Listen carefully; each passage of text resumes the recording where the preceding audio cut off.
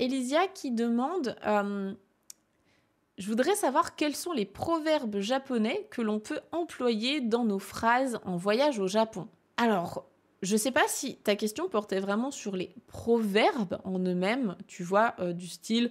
Là, celui qui me vient en tête, c'est Sarumo kikara ochiru.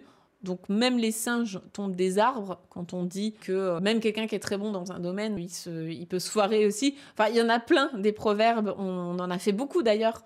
On a fait beaucoup de lectures de proverbes et d'explications de proverbes en japonais. Tous les replays sont sur la chaîne Lecture en japonais, si vous voulez aller en apprendre. Les proverbes en eux-mêmes, c'est pas des choses que tu vas caser... comment dire ? Ça va sortir en fait au fil de l'eau d'une conversation parce que la conversation débouche sur une situation qui fait que ah bah tiens il y a un proverbe pour dire ça, voilà c'est sympa de parler de ça, mais pour moi c'est un petit peu difficile de me dire lors d'un voyage au Japon je vais utiliser tel et tel proverbe. Moi ce que je te recommande c'est plutôt de travailler les expressions. Donc les expressions du quotidien ça va être par exemple osewa ni narimasu, お世話になりました。よろしくお願いします。ありがとうございました。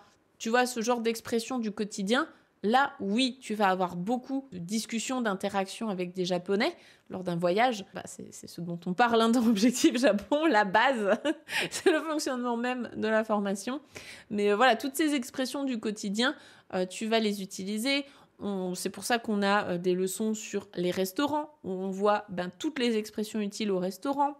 Les magasins, toutes les expressions utiles dans un magasin, le travail ensuite plus tard si jamais tu as besoin d'interagir dans un contexte de travail. Enfin bref, tout ça, c'est des expressions un peu toutes faites que tu vas ressortir telles quelles dans des situations bien précises. Donc ça, oui, ça me paraît essentiel que tu les travailles en amont parce que déjà, si tu les entends, tu vas pas comprendre ce que ça veut dire. Et surtout, si tu les connais et que tu les utilises bien, les Japonais, ils vont se dire « Waouh, c'est ouf, elle a fait des efforts, elle connaît la langue, elle a fait vraiment ces efforts-là. » Ça va t'ouvrir, je pense, des belles portes et des belles discussions. Mais les proverbes en eux-mêmes, honnêtement, je sais pas si c'est si intéressant que ça. En tout cas, de travailler ça à fond au niveau débutant, dans l'optique de les placer lors d'un voyage au Japon, je suis pas sûre que ce soit pertinent. Les proverbes, par contre, c'est chouette de s'y intéresser pour avoir une meilleure compréhension, orale comme écrite, parce que les Japonais en utilisent régulièrement, exactement comme nous.